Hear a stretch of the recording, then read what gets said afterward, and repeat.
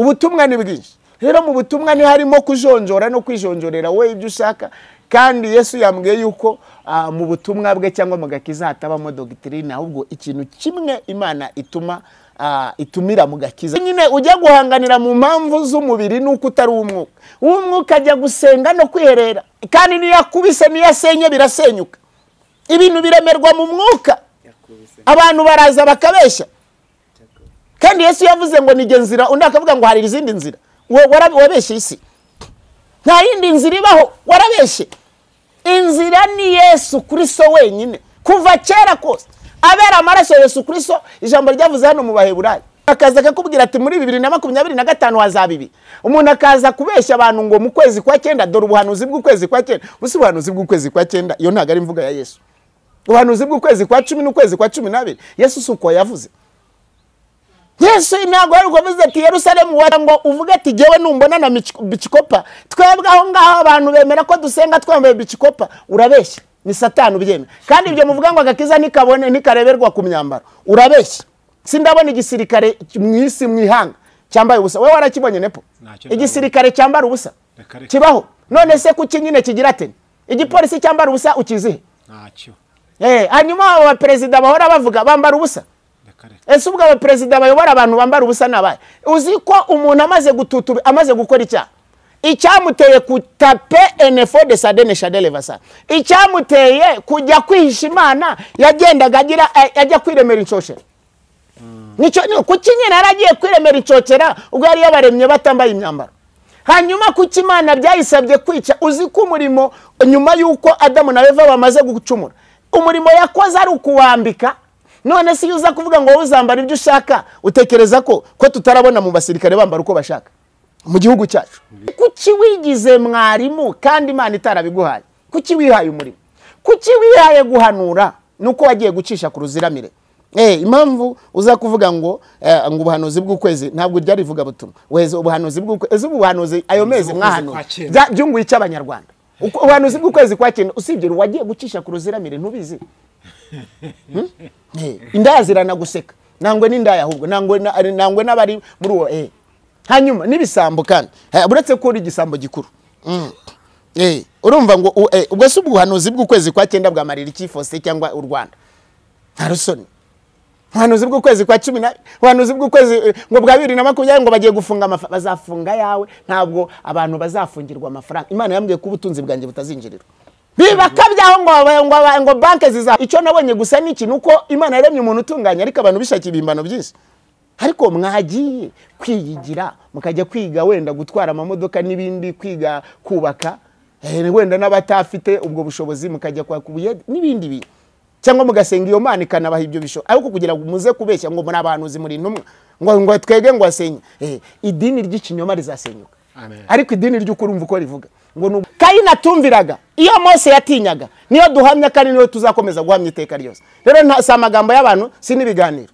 kuko tutari abanyamakuru cyangwa abakarabantu kandi Imana nisana bavugirije nisana nyiraba vugirije Yesu asa nakanwa ke asa n'ijambo rye asa n'uburi niho Imana iri aho Yesu Kristo ari niho umwuka wera uri kandi aho Yesu Kristo ari haba hari ijambo niho bari amagambo tape enfo de sadene sha mpamvu ugira amagambo atumuka hisazi nuko nyine ibyo donc umwuka wisutumukana ari umwanda ariko ibyo Yesu ahera abantu be ubuntu mbanye uzagutwaza igitugu kuririmbana ubwibone bizagutwaza igitugu kubeshera Imana bizagutwaza igitugu kandi icyo gitugu ni urupfu rutwaza igitugu kandi igisobanuro cy'ishukanyi uza kubwira abantu ngo agakiza ngo kava mu mico agakiza nikava mu mico kugira ngo ubyumve neza ko wabeshye isi kandi nawe ko wibeshye umvuga iki Imana yabwiye yahamagara ikitegererezo cyo kwizera yahamagaye umuntu Abraham wabaga muri Uri y'Abakarudayo nawe se nkubwira ibya Babuloni nawe uri kuguhamagara kuva mu kinyoma cy'isi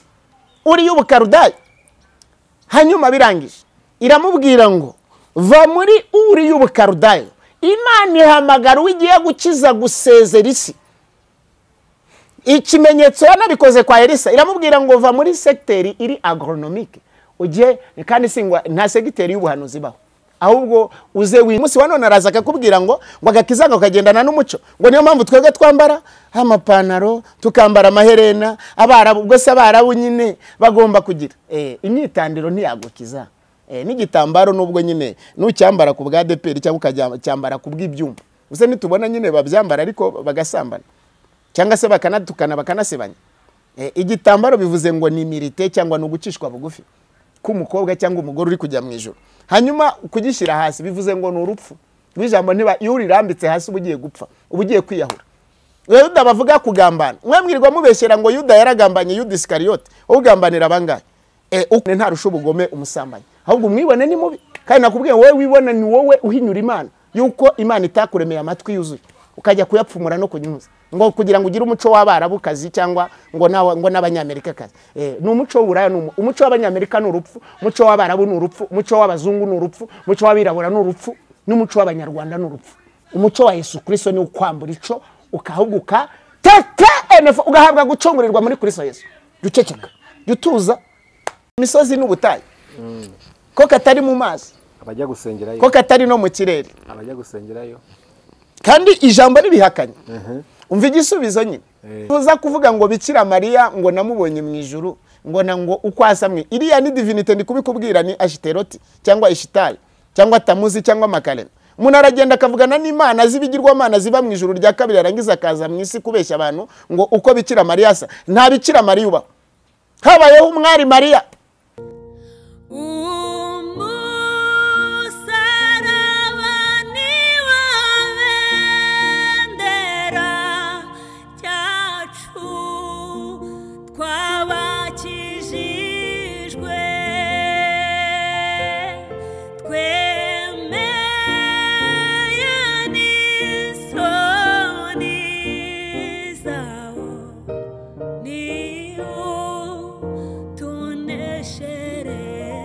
Reka ngusuze kandi nkwifurize amahoro y'Imana ndetse n'imigisha tuka kuiteka Imana. Nshuti muvandimwe, udavuma kuteka ko udukunda kandi ukurikira ibigana byose bica kuri Channel Umusaraba TV. Ineza y'Imana nibane nawe kandi umugisha wayo ukomeye ndetse n'abawe bose mu byo werekejeho amaboko byose mu mirimo yawe mu kazi ka buri munsi. Uwiteka agahire kandi Uwiteka yivanze mu bintu, mu migambi yawe byose bigenda neza. Turingega rero kugira ngo Uwiteka Imana akugirire neza, Uwiteka Imana akurengere, Uwiteka Imana gutabare, Uwiteka Imana yumve gusenga kwawe. Nimburi gusenga Uwiteka Imana yumve gusenga kwawe, kandi nimburi gutaka Uwiteka Imana yumve gutaka kwawe, nimburi kurira Uwiteka Imana aguhoze. Turi hano kugira ngo tukugezeho ubutumwa bwiza bwa Yesu Kristo, ubutumwa bwiza bubohora ariko kandi buvana abantu mu byaha. Ntacyo byamara kuza kwicara hano ariko mu butumwa butambutse ntagire umuntu umwe wihana. Ntacyo byamara kuza kubwira ubutumwa kugira ngo useke gusa, kugira ngo wishimishe gusa, kugira ngo uruhure mu bwonko gusa. Oya, nkeneye yuko tuvuga ubutumwa bwiza abantu bakava mu byaha. Yesu avuga ngo nibamenye ukuri, ukuri niko kuzabato. Nicyo kingenza ubundi, ntacyo kingenza no kugira ngo zibone ubugingo kandi bwinshi. Niko Yesu yavuze ngo cyamuzanye no kugira ngo zibone ubugingo kandi ubugingo bwinshi. Tuyana natwe kugira ngo tuguhwiture, ko nkunda kubabwira ngo turi mu gihe cy'umugoroba, turi mu gihe Yesu ari kweza umugene kugira ngo azamwishyire adafite ikizinga. Kwezwa nukuhe, kwitunganya nukuhe, umva ijambo ry'Imana, umva ukuri kw'ijambo ry'Imana, ugire ibyo uhindura, ugire ibyo ukosora. Bigomba gukosorwa ikosore nicyo. Nagusuza nkwifuriza amahoro y'Imana ntacyo cyangenzaga. Aho uhereye hose hafi na kure rero, amajyaruguru amajyepfo, iburasirazuba n'iburengera bwaryo, mwese turasuje kandi tubahaye ikaze mu kiganiro cyacu cy'uyu munsi. Ndi kumwe n'umukozi w'Imana Faustin, umuhanuzi w'Imana, umuvugabutumwa. Ni byinshi Imana yamuhaye ubutunzi bwayo, yaje bushyira muri we kugira ngo abo bagezeho. Nawe ntabwo yabyiheranye, ntabwo yagiye ngo byicarane, ahubwo yaravuze ngo reka mbigeze ku bantu bose, ahari ture ko hari abantu twavanayo muri uriya muriro batazarimbuka, twese tukazicana mu bwami bw'ijuru. Faustin, nuko nanyifashwe. Imana ishimwe, Imana iguha umugisha, wafashwe neza. Uraho neza? Umuriro si ibishara rwose n'uw'inturusu. Umeze neza ariko? Ni ukuri turashimira Yesu, kandi tumeze neza cyane. Yesu arakiza. Aleluya. Amina. Yesu agira neza. Yesu arakiza ni ukuri. Hari akantu kavuga ngo ariko ni akantu keza ka Yesu nyine. Yego, ndabizi ko uravuga katari ka Yesu. Ntabwo nakavuga kuko sinkagira. Karavuga ngo nahawe ubugingo buhoraho rwose kandi ubwo bugingo ni Yesu nukuri yinjiye mu mutima wanjye kandi yashyize mu butwari Imana igushyire mu butwari nejejwe n'Imana mu mutima wanjye n'umuriro w'ijuru urimo sigaye ngendera mu mucyo w'ukuri Yesu umukiza niwe mucyo imigisha yo mu gakiza k'Imana kubw'ubuntu nayihawe mu gihe nihannye ibyaha imbere y'umukiza Yesu nejejwe n'Imana mu mutima wanjye n'umuriro w'ijuru urimo sigaye ngendera mu mucyo w'ukuri Yesu umukiza niwe mucyo umukeza niwe wankuye mu ishyamba sigaye mba mu murima we no kubw'imvura n'izuba byo mu ijuru shobora kwera imbuto ashaka nejejwe n'Imana mu mutima wanjye n'umuriro w'ijuru urimo sigaye ngendera mu mucyo w'ukuri Yesu umukiza niwe mucyo ubugingo bwiza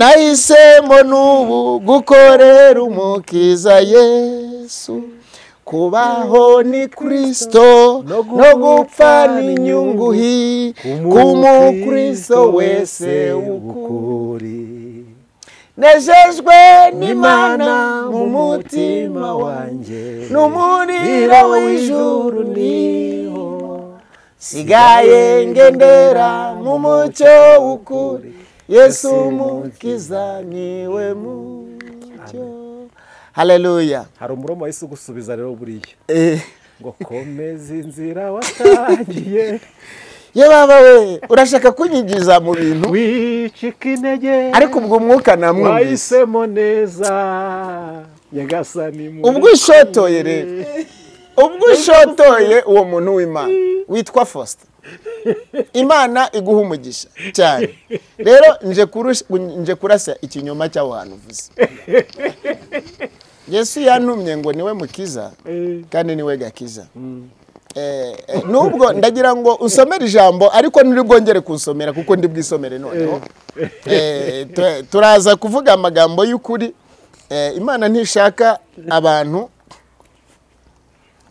Yeremiya 50:24 niho uri busome kubw'iryo jambo narakubwiye ngo iteka ryose uri umunyamwuka kandi urumva ntitujya tunaganira betse ko tutazaganira impamvu z'ubutumwa kuko Yesu yambwiye yuko ibiganiro s'ubutumwa bwiza ibiganiro byinshi avamo ibicumbi apana kumve neza ibiganiro s'ubutumwa bwiza oya abanyamakuru bacuruza amagambo n'ibiganiro ariko ubutumwa bwiza kwa Yesu habamo imbaraga n'ukuri kandi imbaraga y'umwuka ihesha uwizera gukira kandi agakizwa rero soma Yeremiya 50 kubw'iyo Roma waruvuze usoma umurongo wa 24 nindangiza yewe ndaza kwisomera amagambo ari muri iki gitabo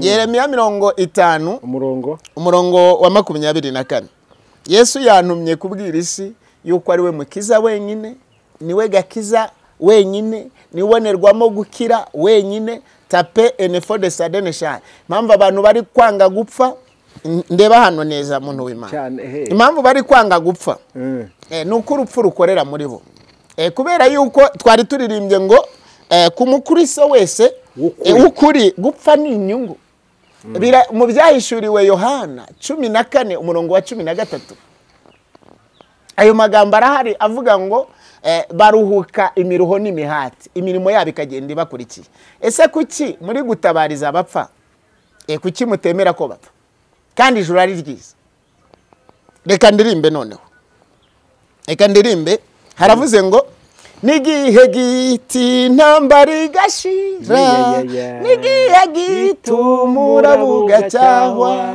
noneho nkarambika umutwe wanjye muri rwa rubavu rwa Yesu nkunda mw'ijuru niha zagera ibyaha nicyo gituma huzuye amahoro mu ijuru ntihazagerayo ibyaha nicyo gituma huzuye amahoro umubabaro w'igihe gito ijoro naryo ni iry'igihe gito ndirira kenshi muri iyi si ndimo ariko nuko ntarabona Yesu hazabaho igitondo gihoraho nibwo ntazongera kurira ukundi n'igihe gito ngifite umuruho n'igihe gito nkazabona Yesu nibwo nzabana ndukanye n'ibyaha nzabambumbatiwe mu maboko ye nzi ko mu ijuru hataba umwijima habaye umucyo uhoraho iteka noneho ntacyo umubabaro urwaye kuko nzawibagirirwa kwa Yesu nubwo ngifite kubabazwa mu isi n'urupfu Imana izanagura amarira izavanaho umubabaro wose none kubera iki wanga gupfasha ubwo ubugingo ari bwo buri muri wowe nuko icyo ufite ari ikinyoma wabeshya abantu none ijoro ryaje ariko uri kwanga kujya mu mwobo kandi nukuri ari wowe wakoreye ubugingo ntasa n'ibyo wakoreye iby'abantu ukorera ibintu none ibintu ubonye yuko bidafite kugukiza ayo mafaranga ntiyakwambura urwo rupfu kandi urupfu rwaje gukomanga ariko umva ukuraho urupfu nwanesheje urupfu nagakiza ni Yesu Kristo niyo nkuru nziza nzanye niryo jambo ry'ukuri nzanye Yesu akiza abo gukira bagakizwa hanyuma Yesu akanica abo gupfa bagapfa ijoro ni igihe gito n'igihe gito n'umubabaro n'uwiki igihe gito hanyuma kugira ngo ujye kuruhukira mu cyumba cyitwa icy'Imana hanyuma rero we wavuze uti Roma somera rya jambo wihuse nabateze umutego wagwamo yego naguteze umutego none uguyemo yewe Babuloni yego kandi ntiwabimenye yego wabonetsweho kurwanya Uwiteka maze urafatwa Imana ni kwibwiye idini idini rirwanya Kristo rirwanya agakiza nzanye kugira ngo ubyumve neza amagambo turi kuvuga kubera yuko Imana uwituma imutumana n'ijambo ryayo kandi ijambo ryayo rigira ububasha iteka ryose riri bivuga hano muri Yeremiya 23:29 ngo ni nyundo imenagura ijambo rero rije kumenagura ibinyoma hanyuma rinatwike repe enfo de sadene sha abantu bose bavuga amagambo y'ibishara n'ibisharashaza adafite impamvu zo gushyikira mu buntu bw'Imana no mu bwiza bw'Imana hanyuma rero iryo jambo uko rivuga Imana ishimwe cyane Zaburi 75 Zaburi 75 Imana iguha umugisha cyane Zaburi 75 haravuze ngo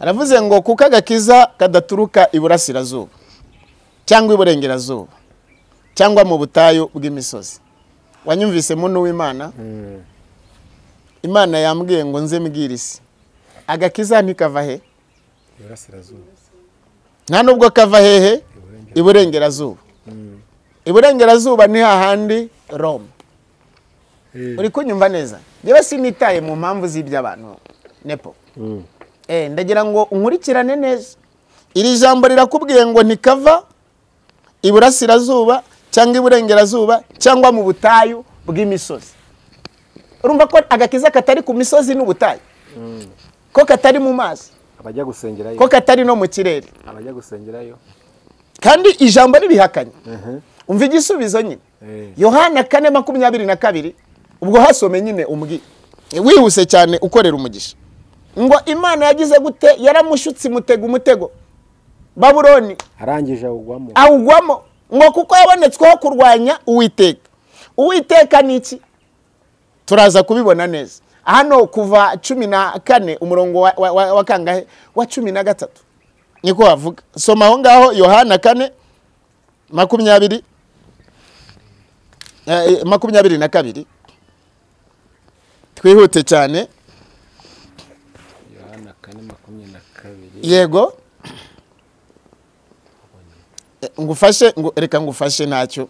Yohana 4:22 Yohana 4:22 haravuze ngo yego Yohana 4:22 haravuze ngo dore mwebweho musenga icyo mutazi, ariko twebwe dusenga ibyo tuzi kuko agakiza kava mu Bayuda. Imana rero ahangaha iri kiraje yego ndetse kirasohoye. Yego ugeze 24 ubwo abasenga by'ukuri basengera data mu mwuka no mu kuri, kuko data ashaka ko bene abo ari bo musenga. Imana ni umwuka, n'abayisenga bakwiriye kuyisengera mu mwuka no mu kuri. Yego Imana ishimwe. Yego Imana iguha umugisha cyane. Hanyuma ndakubaza kandi ndabona uri umugabo, igihugu cyabaho kitarimo abagore babyara abana? Ntago bibaho. Hanyuma si igihugu Vatican gishyirwaho n'iki? Nyine nimba batabyara hanyuma nyine bitwa igihugu gute? Ako ngako kagiye ubwo nyine ufite ubwenge azabimenya. Ubwo nari ndi kukubwira Roma, nari kukubwira ko agakiza katava Roma. Uri kumurikirana neza? Agakiza naje kugasobanura hano muraza kukumva neza. Hanyuma tugaruke kabiri. Hanyuma umugore wamaze kubyara, ndeba hano. Yego. Umugore wabyaye yongera kwitwa umwana, yitwa umubyeyi.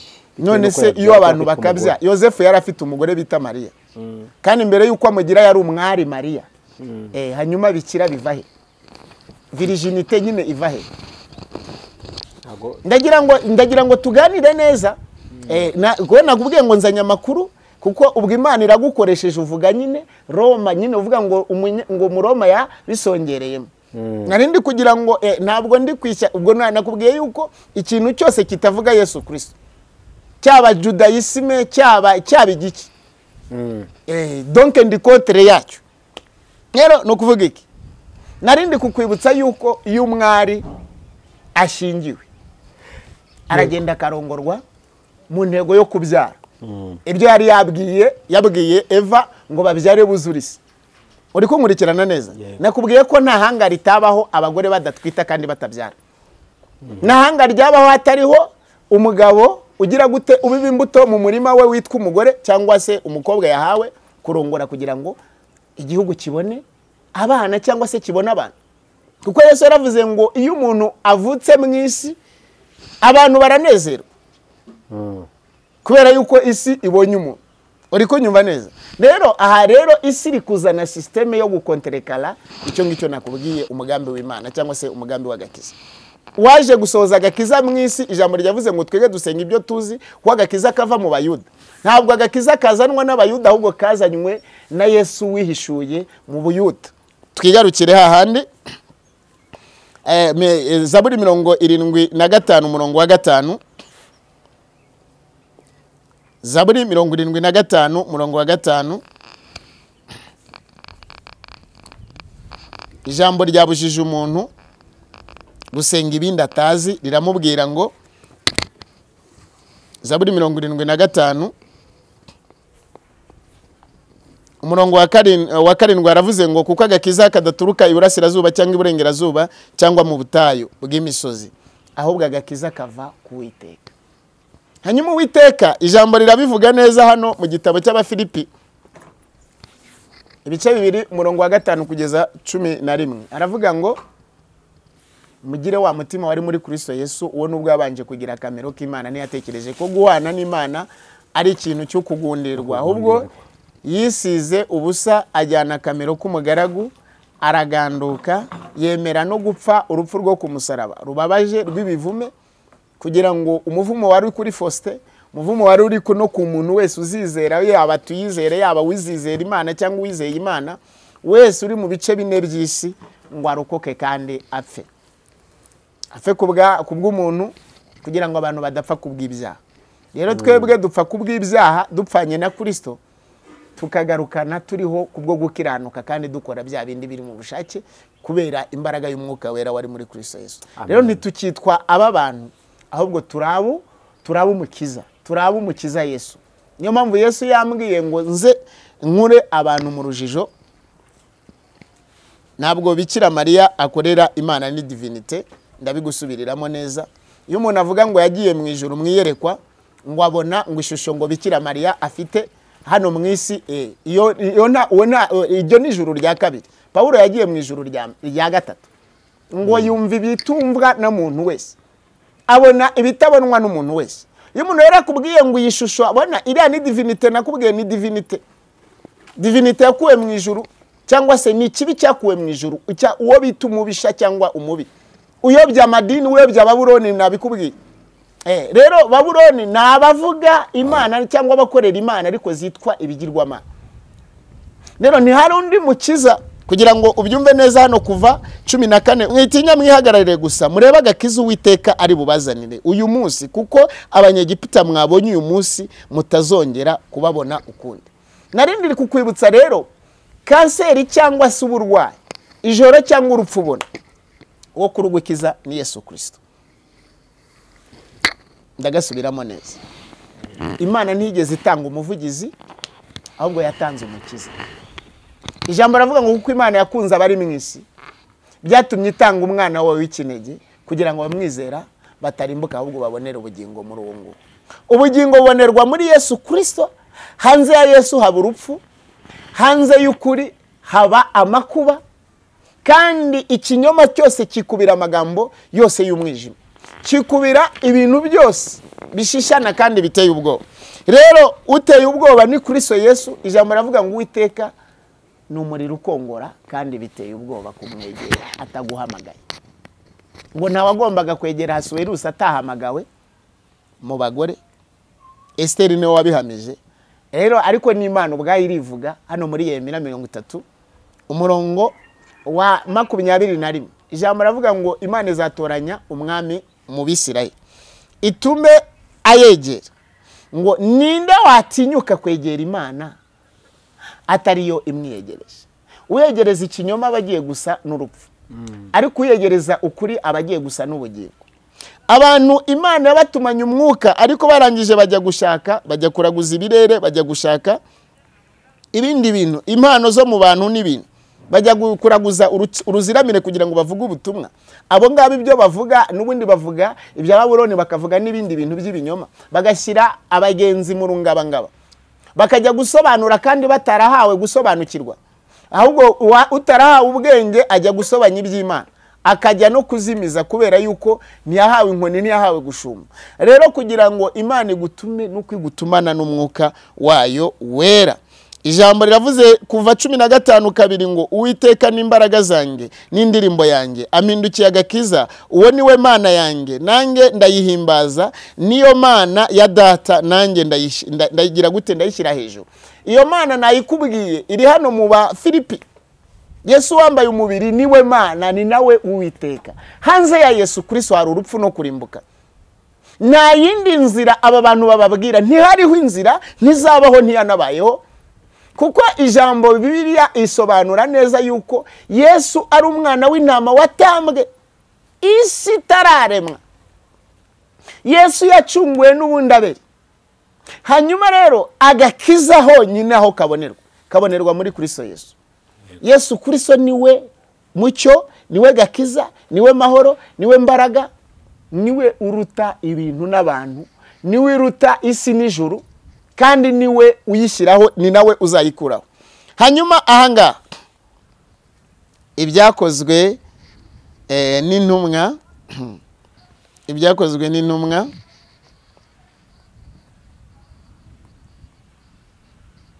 ibyakozwe n'intumwa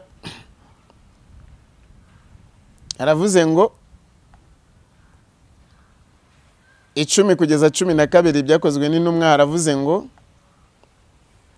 ariko 10, ariko mumenye mwese n'abantu bose bo mu Bisirayeli yuko ari izina rya Yesu Kristo w'i Nazareti, uwo mwabambye Imana ikamuzura, ari ryo ritumye uyu muntu ahagarara imbere yanyu ari muzima.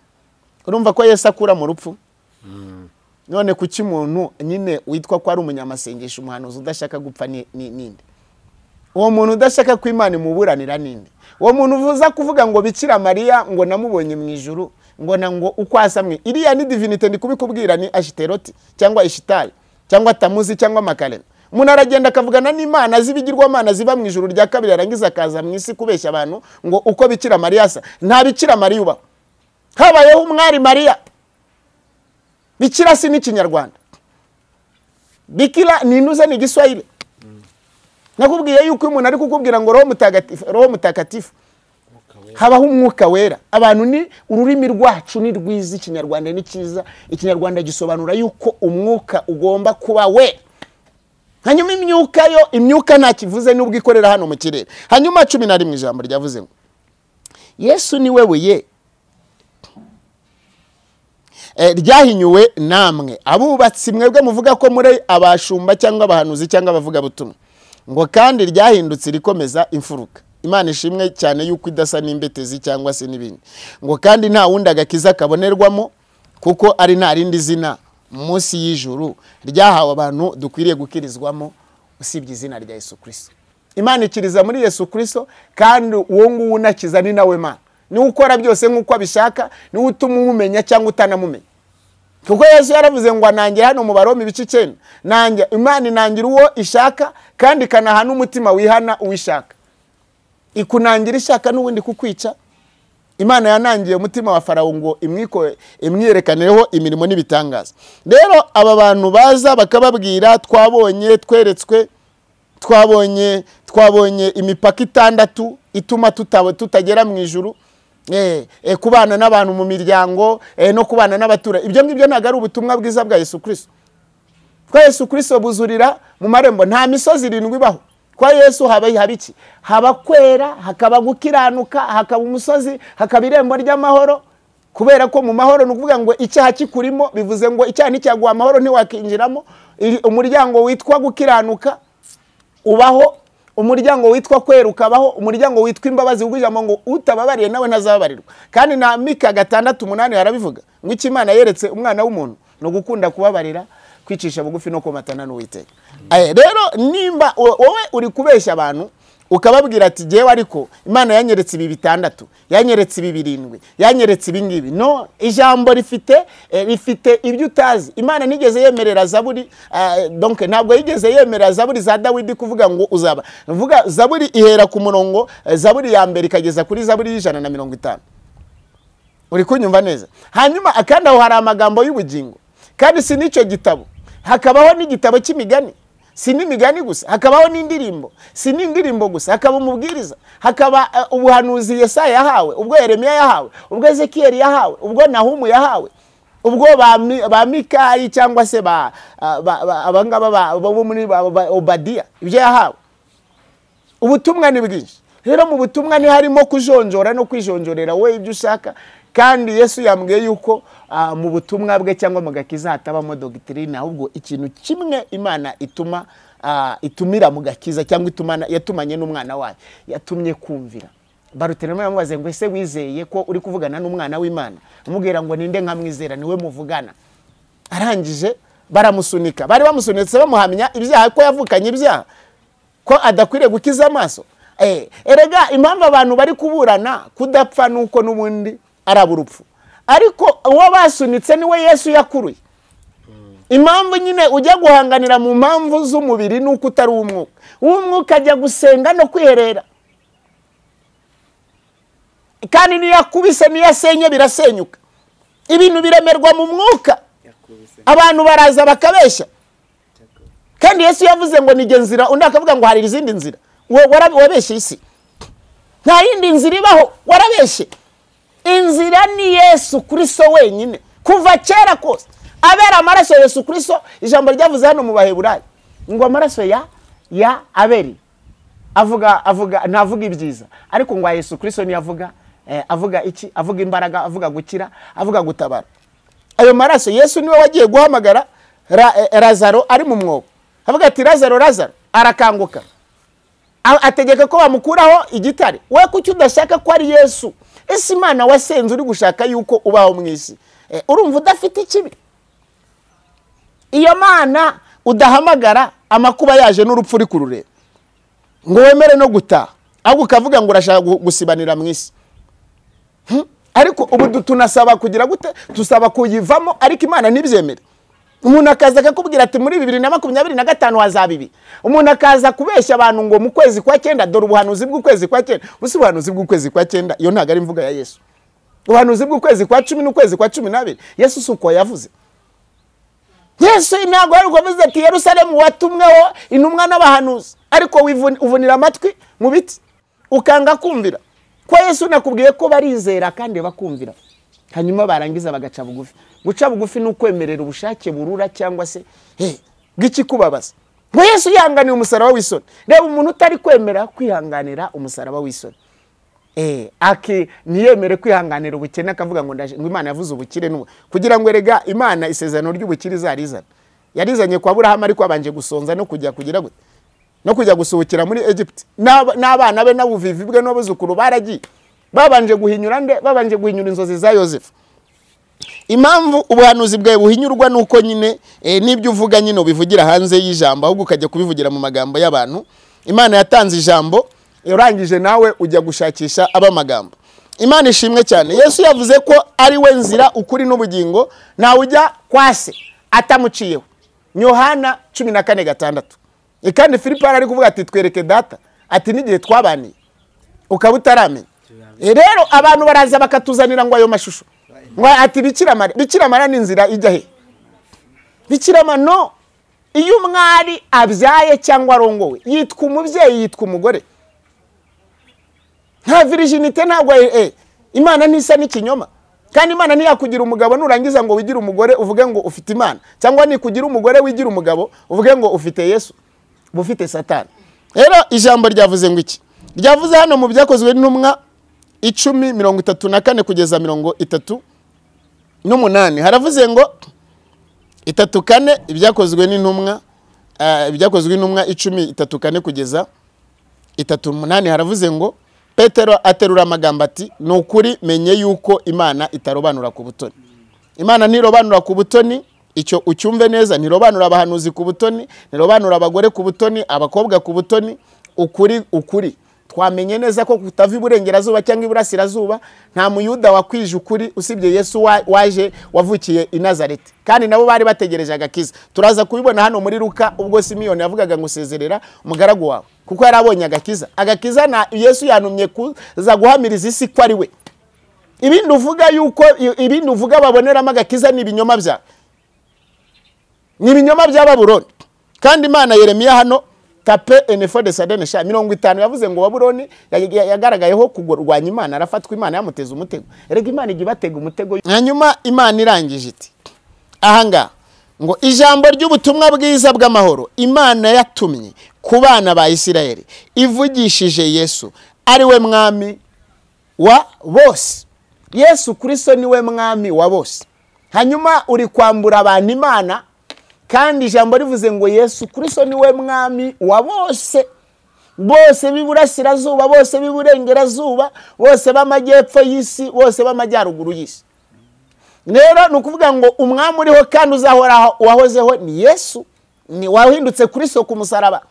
Ibyo ntiyabihawe nuko yakuwe mu ijuru, ahubwo yabihawe no gutanga ubugingo no kumena ubugingo kubwawe nanjye n'abandi bazizera icyo yakoze. Kandi yarabikore kugira ngo abantu bave mu rupfu bagere mu bugingo, niko ijambo rivuga. Hanyuma aho ngaho 3:7 akavuga ngo iryo jambo murarizi ryamamaye i Yudaya hose rihereye i Galilaya hanyuma y'umubatizo Yohana yabwirizaga. Hari ababatije ariko badafite Yesu Kristo, niyo mpamvu baza bakabasuka amazi ku gahanga mukagira ngo mukitirirwa umubatizo ariko nta mubatizo mugira. Yesu yavuye mu ijoro abatizwa muri Yorodani, wowe ntabwo ushaka kubatizwa mu mazi menshi, warangiza ukabeshya abantu ngo uri umukristo. Ntabwo ibyo Imana ibyemera. Uzabihindure, kandi utabihindura uzahindukirira urupfu, kuko ikinyoma gisohoza mu rupfu ariko kuri gusohoza mu bugingo. 3:8 ijambo ryavuze ngo ngo iryo jambo murarizi ryamamaye i Yudaya. Yesu yamamaje ijambo rye, na n'ubu tuzakomeza kuryamamaza kandi tugaragara nk'abakorera Imana, mbese nk'ibikoresho by'imburamumaro, kuko Yesu ari utegeka byose, ni nawe utubwiriza kuvuga ibyo dukwiriye kuvugira mu maso y'abantu cyangwa mu matwi y'abantu, tutavuga ibyacu cyangwa iby'abantu. ngo rihereye i Galilaya. Hanyuma iyi Galilaya bavugaga yuko yari Galilaya y'abapagani kwa Zebuloni. Ngo hanyuma y'umubatizo Yohana yabwirizaga 3:8 ngo ni irya Yesu, iryo jambo ngo ni irya Yesu w'i Nazareti, uko Imana yamusutseho umwuka wera n'imbaraga. Kuki ujya kuvuga nawe amagambo udafite umwuka wera n'imbaraga? Ibindi uvugana nabyo ni ibiki? Kuki uhakana umwuka wera? Kuki uhakana ubuyobozi bwawo? Kuki uhakana ijambo ry'Imana ukavuga ko byanditswe n'abantu ariko nuko utari w'ijambo? Niyo mpamvu ubyiterera abantu. Rero Imana rero yaje irakubwira ngo intego yayo ni ukwizera Yesu Kristo, ko agomba kugukiza ibyaha ukihana, warangiza ukajya kubona agakiza, kuko Yesu ari we gakiza. Ibindi bintu bitari iryo jambo sibyo. Ngo yamusutseho umwuka wera n'imbaraga akagenda agirira abantu neza. Imana mu mpamvu z'umwuka wayo wera no kugirira abantu neza biranditswe mu Baroma ibice 2 umurongo wa 4. Iyo jambo rivuga ngo kugira neza kw'Imana niko kurehereza umuntu kwihana, ngo agakiza abo Satani atwaje igitugu. Yesu ari gushaka ko agukuraho igitugu. Va mu bapfumu, va mu busambanyi, twarabiretse natwe, ndetse n'ubu turacyabirindwa cyangwa Imana iracyabiturinda, kandi byanashoboka ko umuntu yabijyamo. Ariko Imana igiri itugira ubuntu yaduhaye bukatubuza kujyamo, cyangwa se Imana igakuraho imigozi y'icyaha n'ikibi. Hanyuma ngo ni irya Yesu w'i Nazareti, uko Imana yamusutseho umwuka wera n'imbaraga akagenda agirira abantu neza, agakiza abo Satani atwaza igitugu. Umwuka wera washyiriweho cyangwa Yesu Kristo yashyiriweho gukuraho abo Satani atwaza igitugu, aba magician n'abakonikoni. Murabizi ko Satani abatwaza igitugu. Abo ngabo mwavugaga ngo mwambaza iyo divinity, uwo Ashiteroti, Satani agutwaza igitugu. Wiringira Bikira Mariya ariko Satani agutwaza igitugu. Wiringira iby'abantu ariko Satani agutwaza igitugu. Agakiza ntikari muri icyo ngicyo nari mvuze, ahubwo agakiza kari muri uwo nari mvuze, ni Yesu Kristo w'i Nazareti. Ariko ubu ngubu nta kiri w'i Nazareti, ahubwo ategekera byose hose mu ijuru.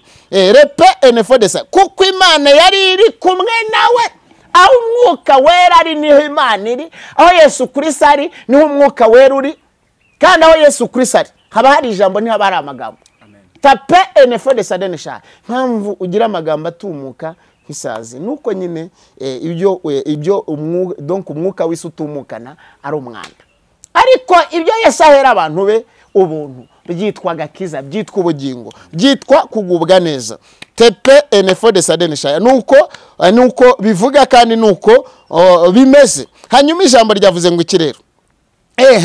Hanyuma Abaroma, Imana intuma ku magambo, kuko yambwiye kubwira isi agakiza. Niryo jambo Imana yantumye ku isi, kubwira isi yabumva nabumvira. Hanyuma abatubaha Imana nimutemera inkota, nimutemera ijambo, nimutemera agakiza, ibibagenewe cyangwa ibibabikiwe, ijoro, gusitara, ubwire, ubwoba n'urupfu. Kuko Imana guhamagaye ntabwo igutwaza igitugu. Satani niwe uzagutwaza igitugu, ntabikubwiye. Ubusambanyi buzagutwaza igitugu, kuririmbana ubwibone bizagutwaza igitugu, kubeshyera Imana bizagutwaza igitugu, kandi icyo gitugu ni urupfu. Urupfu rutwaza igitugu, kandi igisobanuro cy'urupfu nyine ni ubwoba ugira. Abaroma 11:11 haravuze ngo nuko ndabaza nti basitariye kugwa rwose? Ntibikabeho, ahubwo kugwa kwabo kwatumye agakiza kagera ku banyamahanga, kugira ngo bitera Abisirayeli ishyari. Ntabwo agakiza kava mu Bayuda bwite, Buyuda babyarwa na Yuda cyangwa babyarwa na Benjamin, kava kuri Yesu wihishuriye abo Bayuda, kuko nakubwiye ko ari bo bamwishe. Ntabwo agakiza kacu ari Ubuyuda cyangwa ari Judayisme. Ntabwo agakiza Yesu yambwiye yuko kubwira abantu bibavuga ngo agakiza ngo kazanywe muze muri Afrika ngo n'abazungu. Wa muzungu we, nta gakiza wazaniye Faustin. Agakiza k'abazungu sinkazi. Nza agakiza nk'ijambo ry'Imana, agakiza nka Yesu Kristo. Nta munyamerika uzampa gukira, nta munyaburayi, nta mufaransa cyangwa umwongereza uzampa gukira, cyangwa umunorvegien cyangwa umubelgique, donc aba belge. Nta mubirigi uzazanira agakiza Faustin, kandi n'uwagahawe n'umubirigi. Ako kababirigi ni ikinyoma. Agakiza k'ababirigi ni ikinyoma, ak'abafaransa ni ikinyoma, kandi impamvu murazizi, murazibona. akabongereza ni ikinyoma. Uyu mushukanyi uza kubwira abantu ngo agakiza ngo kava mu mico, agakiza ntikava mu mico, kugira ngo ubyumve neza ko wabeshye isi kandi nawe ko wibeshye. Umva icyo Imana yabwiye, yahamagara icyitegererezo cyo kwizera. Yahamagaye umuntu Abraham wabaga muri Uri y'Abakarudayo. Nawe se nkubwira ibya Babuloni, nawe uri kuguhamagara kuva mu kinyoma cy'isi Uri y'Ubukarudayo. Hanyuma birangije iramubwira ngo va muri Uri y'Ubukarudayo. Imana ihamagara ugiye gukiza gusezera isi. Ikimenyetso yanabikoze kwa Elisa, iramubwira ngo va muri secteur iri agronomique uje, kandi singwa nta segiteri y'ubuhanuzi baho, ahubwo uze winjire mu kirere cy'umwuka, ahubwo kugira ngo nge kukugirira neza. Hanyuma kubera yuko aba bantu baza bakabakangisha ngo za maîtrise na za doctorat cyangwa na za ingenieur n'utundi tuntu twishe na za ingenieur, bati twebwe dufite za professor. Nahoze mbwira isi yuko abateologiye bagiye kumwara n'isoni. Imana hoze imbwira yuko umwanditsi n'umuteologiye isoni Imana igiye kubikura isoni n'ikimwara. Wowe mwanditsi ntiwakandika Imana, ahubwo Imana ijambo yakwandikiye kuki uriri batasha bukari bishira. Rero ibyo ngibyo ni isoni zikubikiye kandi zizakubikurira. Kubera yuko uvuga, nakubwiye yuko agakiza si ubuhanuzi, ahubwo Yesu niwe guhanura. Yesu niwe guhanura, Yesu niwe butumwa, Yesu niwe kuvuga, Yesu niwe gusinzira kandi niwe gukanguka. Dusinzira muri we kandi tuzakangukira muri we. Haleluya. Agakiza k'Ababirigi fake karabesha, ak'Abafaransa karabesha, Afrika ntigira agakiza. Agakiza gafitwe na Yesu Kristo. Nababwiye ko Abisirayeli batagira agakiza. Agakiza ni Yesu Kristo. Uwaba yaje ari Yesu muri Mariya, ijambo rihinduka ubugingo kugira ngo nzabone ubugingo. Birangije ariko uyu munsi wanone araza akakubwira ngo agakiza ngo kagendana n'umuco, ngo niyo mpamvu twebwe twambara amapantaro tukambara amaherena. Abarabu ubwo se abarabu nyine bagomba kugira imyitandiro ntiyagukiza. N'igitambaro nubwo nyine n'ucyambara ku bwa DPR cyangwa ukacyambara ku bw'ibyumba, uze nitubona nyine babyambara ariko bagasambana cyangwa se bakanatukana bakanasebanya.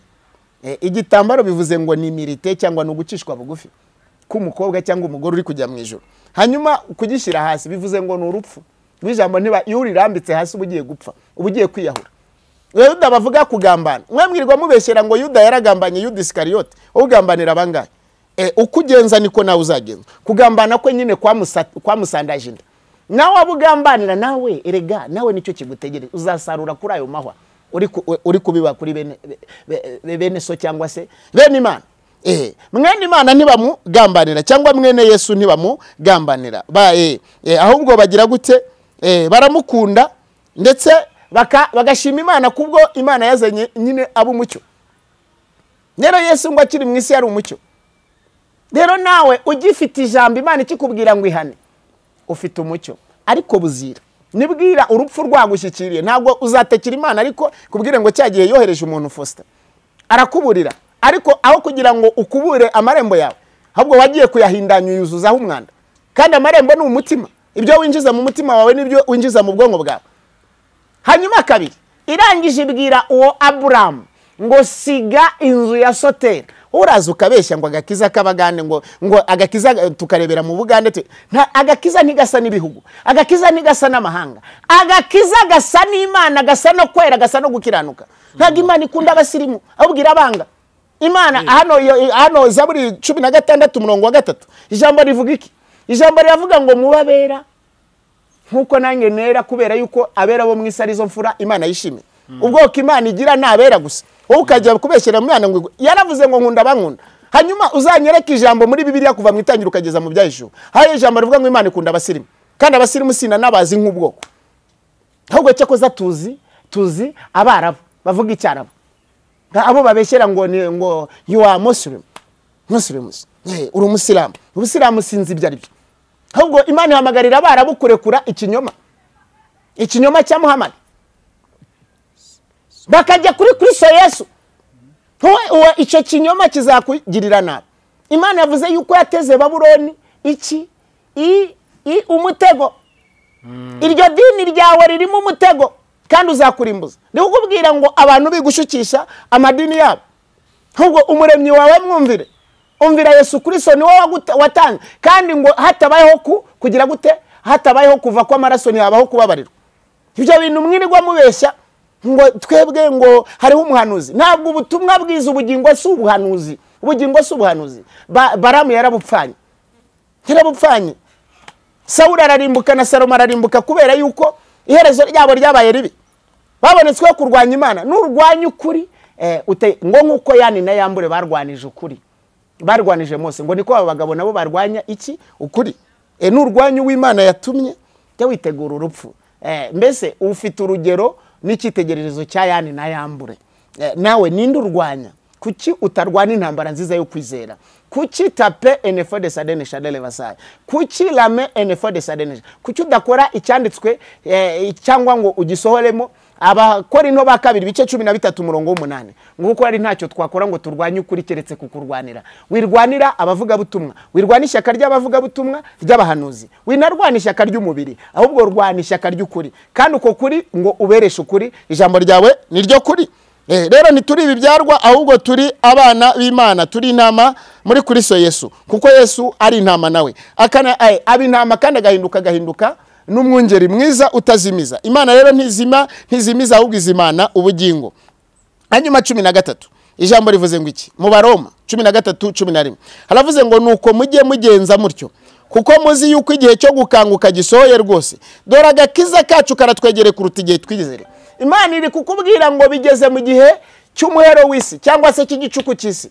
Imana iri kukubwira ngo sinduka ububi, sinduka ibyo usinda, mu nzoga z'ubusambanyi, mu nzoga z'ubukubaganyi, sinduka amagambo sinda, ahubwo wuzura umwuka wera, uririmbishwe ishimwe n'umwuka wera w'Imana. Ureke gusindisha abantu ikibi, ureke gusindisha abantu ikinyoma, ureke gukabya ngo nagiye ngo bikira mara ntumuzi. Kandi nuwo Yesu turi kuvuga, ntago ndi kukubwira ngo Yesu ngusango na nuriya muri Roma twabuze tuvuga. Nta shusho Yesu agira, ahubwo imbaraga n'imirimo ye nibyo bimushimangira mu mitima y'abantu, tukamenya yuko tuvuganye n'Imana. Iyi Imana ije kuvugana natwe, ntago tuza gusobanura amajwi cyangwa kuvuga ngo Imana yanyeretse isura ye ngo Yesu nta amaraso ye, nimba Petero yaravuze yuko amaraso ya Yesu adafite ibara, adafite inenge, bivuze ngo ntabwo dukizwa ku bw'amaraso ya Yesu Kristo ayo yamene.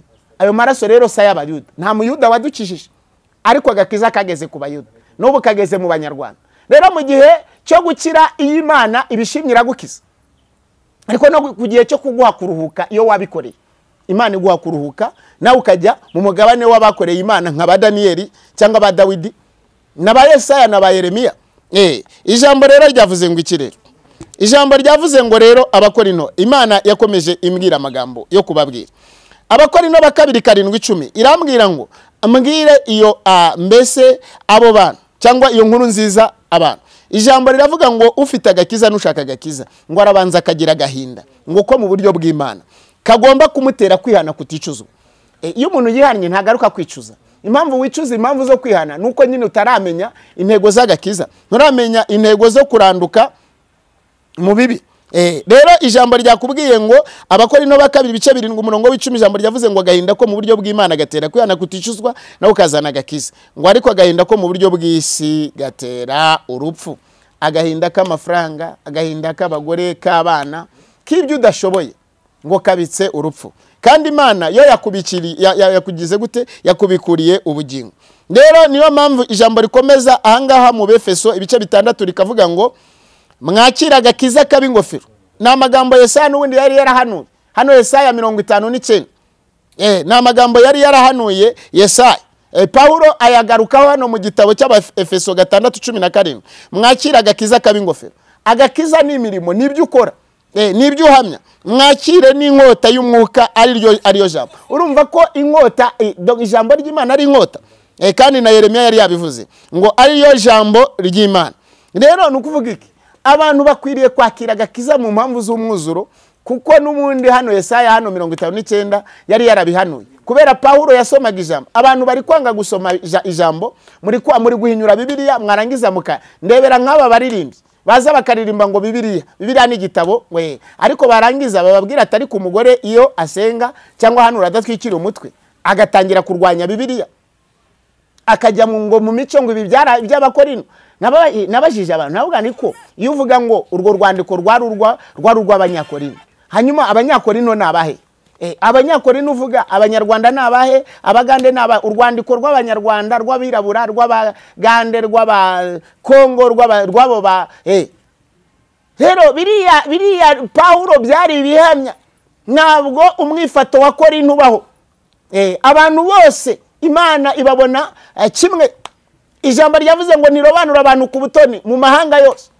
Rero umunyarwanda agomba kugira gute gukemura imisatsi nkuko n'umufaransa nawe agomba wizana ubufaransa cyangwa ubunyamerika we ngo you know cyangwa se disons dis donc nous sommes une diaspora Belgique, donc de la Belgique, de la France, tuvuye za Norvège, tuvuye muri za pays Scandinavie, tuvuye yongi kugira ngo uvuge ati jewe numbona na bicikopa twebwe aho ngaho abantu bemera ko dusenga twambaye bicikopa, urabeshya, ni satani ubyemera. Kandi ibyo muvuga ngo agakiza nikareberwa ku myambaro, urabeshya. Sindabona igisirikare mwisi mwihanga cyambaye ubusa. Wewe warakibonye nepo? Igisirikare cyambara ubusa kibaho? None se kuki nyine kigira ate? Igipolisi cyambara ubusa ukizihe? Ntacyo. Hanyuma aba perezida bahora bavuga bambara ubusa. Ese ubwo aba perezida bayobora abantu bambara ubusa nabaye? Uzi ko umuntu amaze gukora icyaha, icyamuteye kutape enfo de sadene shadele vasa, icyamuteye kujya kwihisha Imana, yagendaga ajya kwiremera inshokera.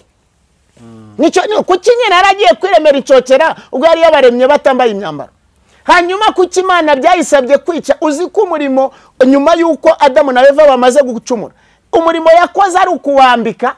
None si uza kuvuga ngo uzambara ibyo ushaka, utekereza ko tutarabona mu basirikare bambara uko bashaka mu gihugu cyacu? Ntiturabona abapolisi biyambika? Sindanabona abo bagore bagira abapolisi kazi. Imana ibaho umugisha. Ubwo bo banze kuza kubeshya Imana, kuza gushaka akazi ngo muri za theology. Imana iha umugisha abo bari cyangwa nabo babyeyi, abo badamu babyarira Imana. Hanyuma sindamubona yambaye isengeri ngo nuko ari umudamu. Uri kunyumva neza nepo? Sindabona umugore w'umusirikare kazi cyangwa umupolisi kazi wambaye isengeri ngo nuko ari umudamu. Yambara nyine teni. Turi kumvikana teni nyumva neza. Akambara urukweta. Ubeshya baswa ariko ntabwo uzabeshya ababana n'umwuka w'Imana.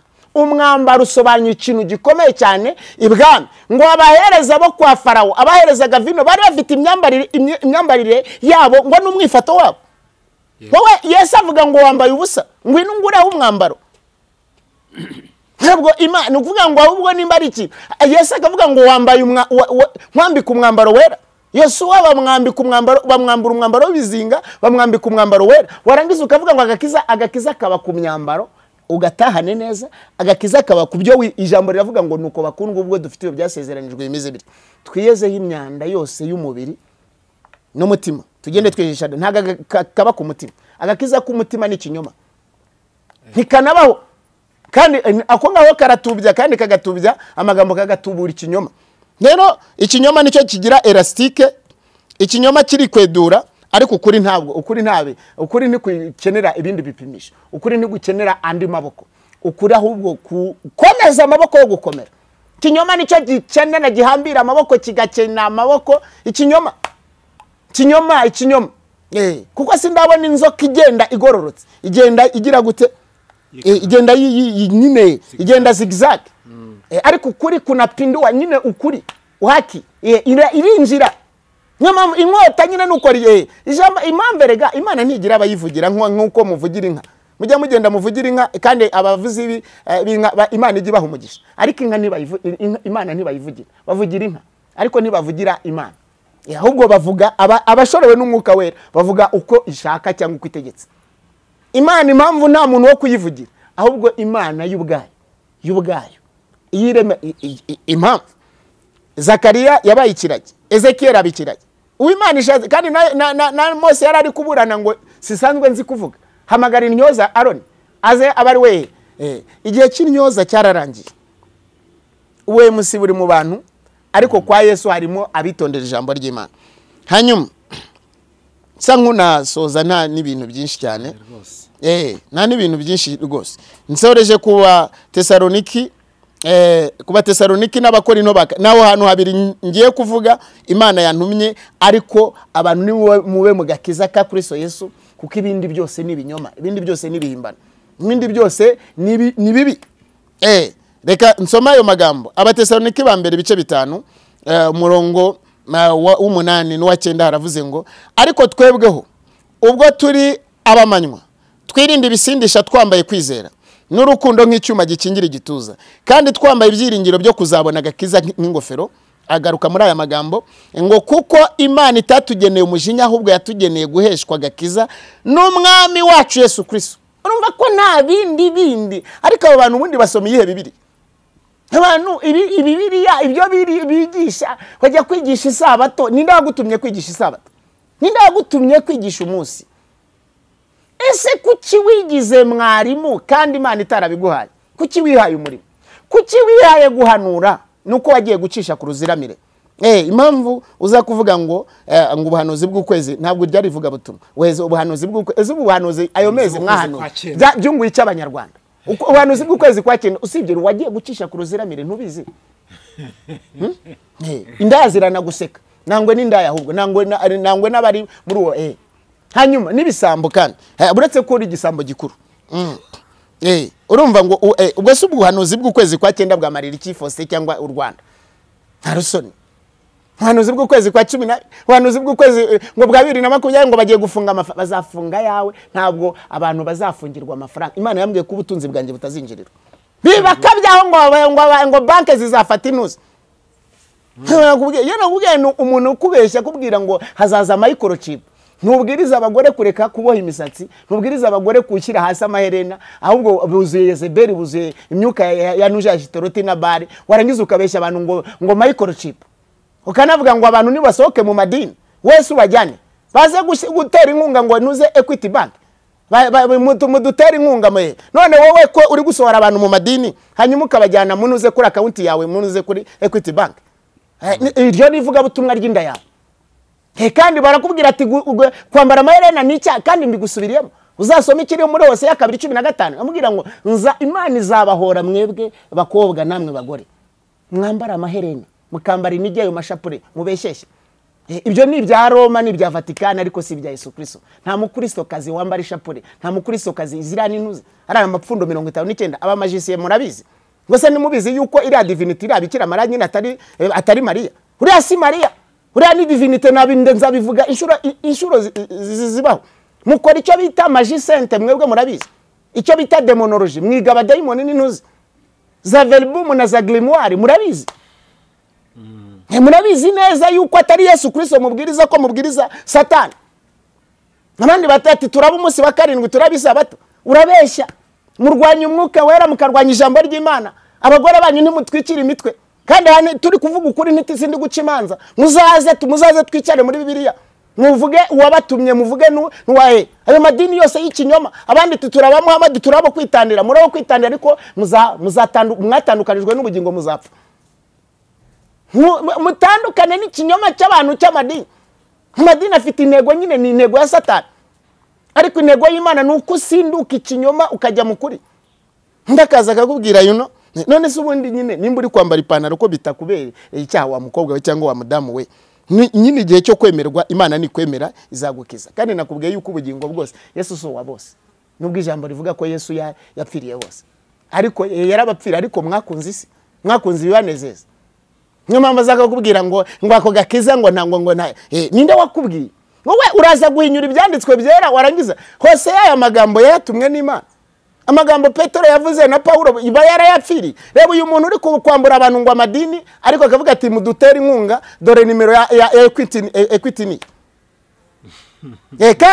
Kandi twamubwira ati se wowe kuki wigisha abantu ubambura amadini, ariko n'ubundi ukakomeza kubambika ikinyoma cyawe. Akaza ngo ngo ibyo mu bihe by'imperuka ngo microchip, akaza microchip afite ihereni, aboshye umusatsi. Kuba umusatsi uzasenga umunyamwuka arebe ko kuba umusatsi atari inzoka ziba ziri ku mutwe.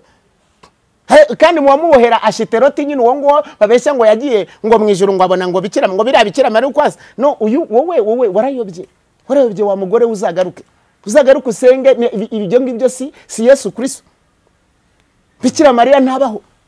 ahubwo hari umugore donc hari umwari Mariya wanesheje Imana.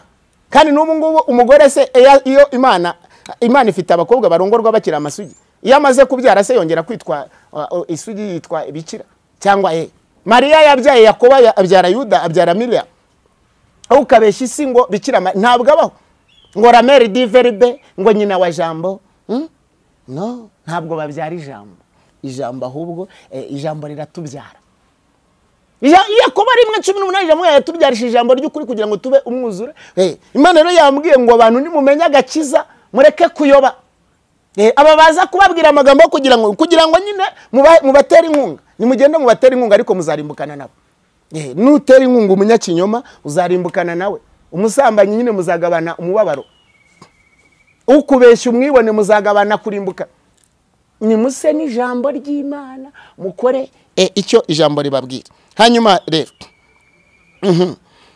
yego haravuze ngo rero reka ndangirize ahanga mu ba Tesaloniki ba 2 bice 2:13 baravuze ngo ariko bene data bakundwa n'umwami wacu dukwiriye kubashimira Imana iteka kuko uhereye mbere na mbere Imana yabatoranirije agakiza gaheshwa no kwezwa kuva ku mwuka no kwizera ukuri. Ndasubiramo iki kintu, Imana yantumye kuvuga aya magambo, abantu baraza bakikina ahanga. Yantumye ubuhanuzi bwo mu kwezi kwa 12, ubuhanuzi bwa 2025, ubuhanuzi Imana yamusezeranije isezerano ryo kurama kandi ntuzabinkuraho. Vuga ngo kandi wikabya ubeshya ngo ukunze isi. Jewe sindi igikenya, ndi umuhanuzi Imana kandi yampaye uburame kandi nzaramasha. Utuntu rero abantu ubuhanuzi ngo bwa 2026 bigiye kugenda gute. Wowe genda urebe impamvu, ureba abakobwa ugira inuzi, aho kubwiye usoma ijambo umubaze tese niyo mpamvu ituma umuntu asiga inzara ku manoye, niyo mpamvu umuntu atera inzara kunoza. Ugenda usoma ikiri mu guteka kwa 2021 10 kugeza 13.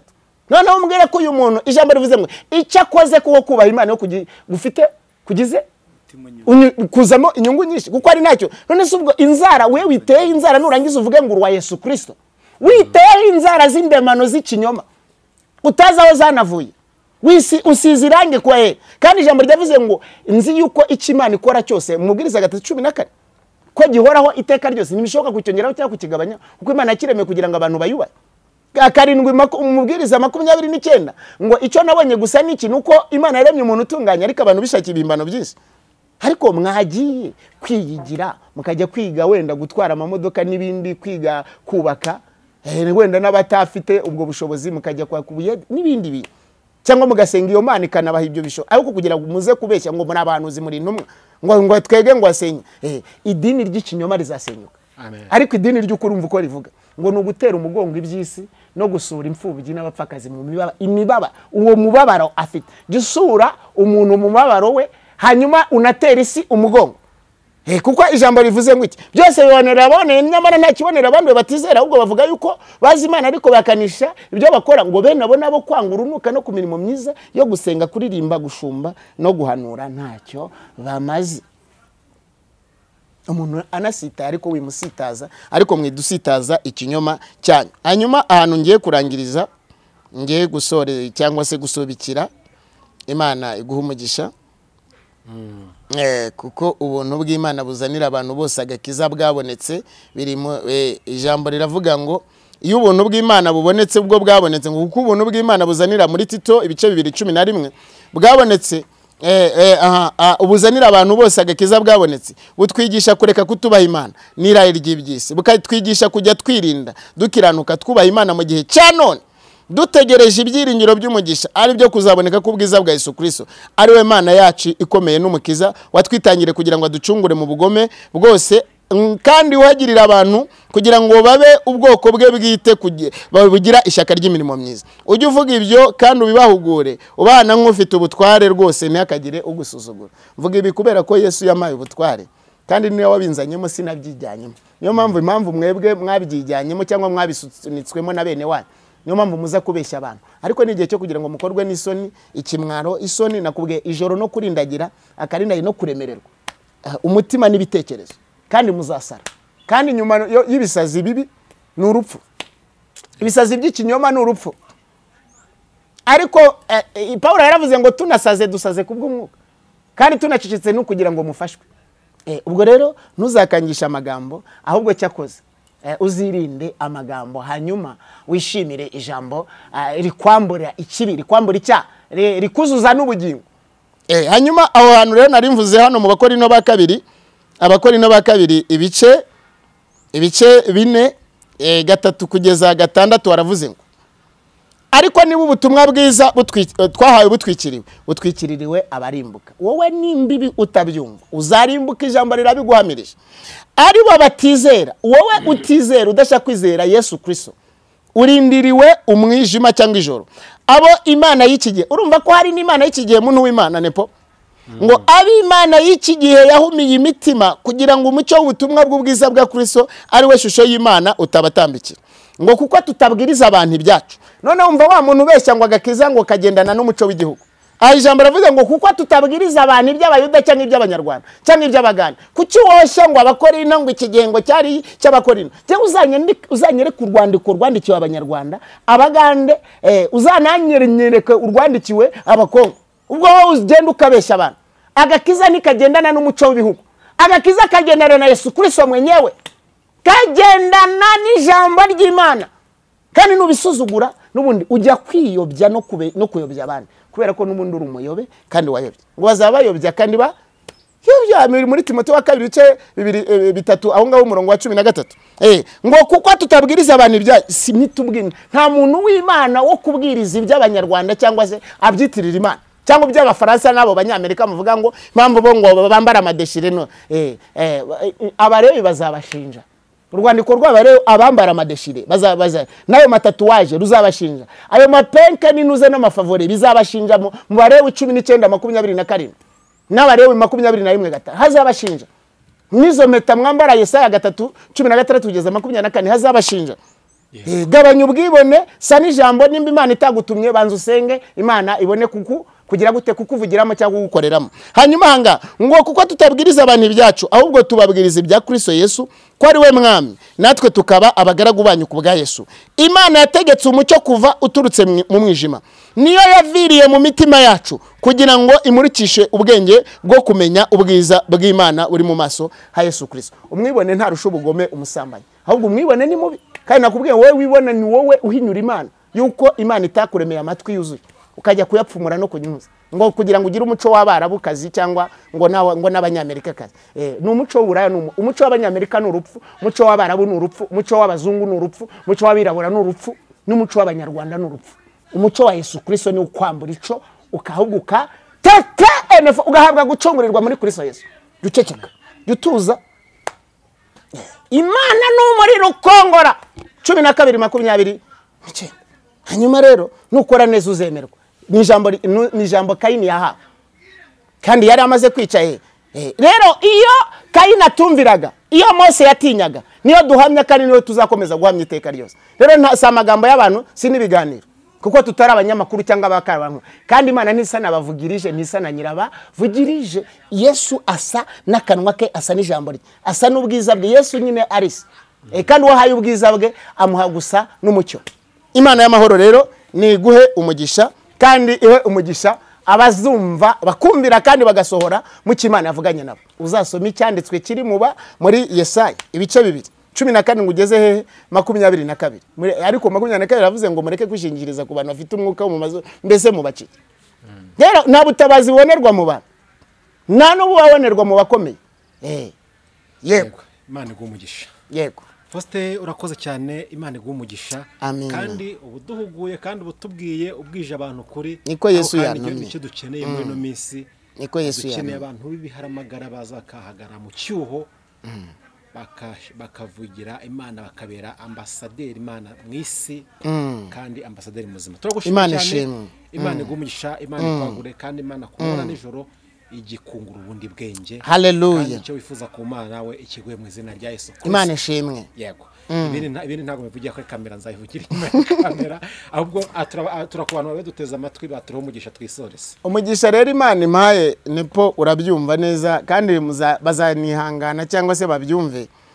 ijambo ry'umugisha ngiye kwatura kuri aba bantu Imana imaye aka kanya ni Yesaya 51 ngiye gusoma 5:1 impere rimwe hano nk'uko Imana ibintegetse kandi uwo ni wo mugisha kandi ndahita nanavuga ngo amina nyirangiza umugisha baraba bawuhawe nta bintu byo kuba amasengesho nta baba amasiroga n'utundi tuntu tw'ama dialogue haravuze rero mwabakurikirana gukiranuka mwe mugashaka Uwiteka nimunyumve murebe igitare mwasatuweho icyo gitare ni Yesu Kristo n'urwobo rw'inganzo mwacukuwemo ako kantu bakumve neza kabiri nimurebe Aburahamu sogokuruza na Sara wababyaye kuko ubwo Aburahamu yarakiri umwe namuhamagaye nkamuha umugisha nkamugwe uri kumva neza amagambo Imana imbwiye nepo Yesu abana na Fosi uri Siyoni Imana irakubwiye ngo iraguhumurije uri kunyumva neza mu magambo y'Imana atara ya Foste cyangwa atara y'abahanuzi kuraho abakutega amezi n'imyaka ngo Uwiteka ahumurije Isiyoni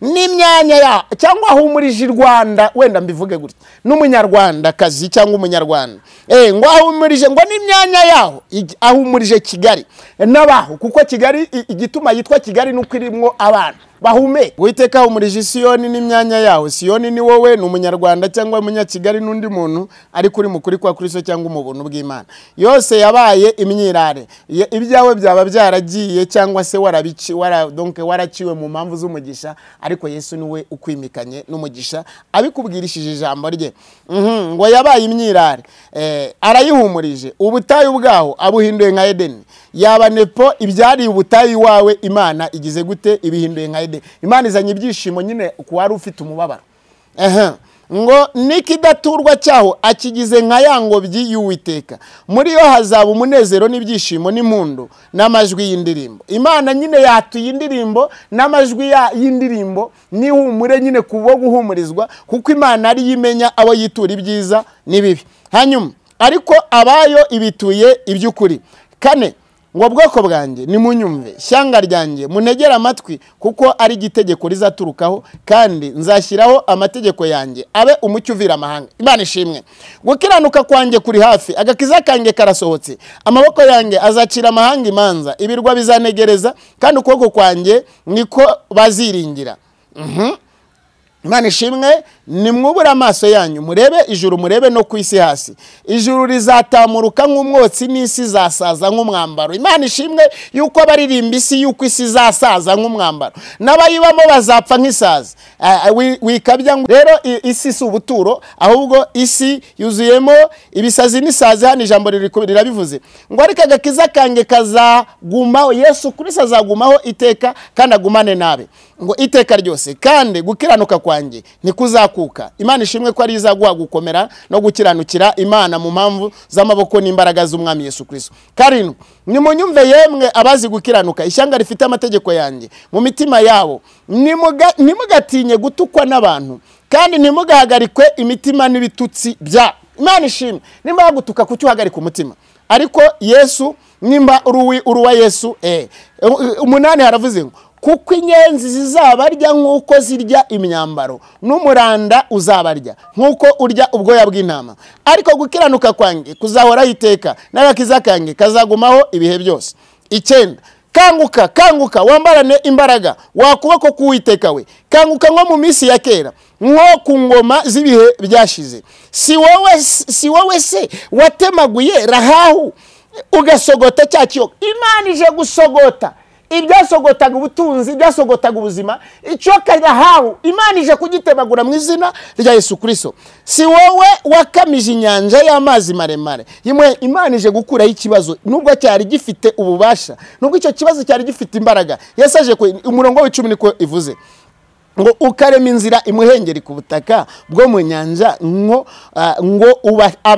abacungwe bayinyuremo Imana ije gushyiriraho inzira abahanuzi b'ukuri ndabisubiramo abapaseri cyangwa abashumba b'ukuri ababwirije mu kuri n'abakoreye ikuri kandi na nepo nyine Imana ije kugira gute kumutandukanya n'abanyamakuru nuko abo Uwiteka yacunguye nawe kandi aho uri hose Imana ije kugucunguza amaboko yayo 11 nuko abo Uwiteka yacunguye bazagaruka bajye i Siyoni baririmba umunezero uhoraho uzaba ku mitwe yabo bazagira umunezero n'ibyishimo umubabaro no gusuza umutima bizahunga umuhashya Imana irangije gusuza umutima n'umubabaro ku muhanuzi cyangwa kuri uyu n'ubundi ije guha ibisubizo cyangwa se ije kwinjiza mu masezerano yayo. 12 Jewe ubwanjye nige ubahumuriza. Uri muntu ki yewe utinya umuntu kandi azapfa, ugatinya n'umwana w'umuntu ijuru agashyiraho n'imfatiro z'isi, maze ukiriza umunsi watinye uburakari bw'umugome iyo yitegura kurimbura. Mbese uburakari bw'umugome utwaye iki?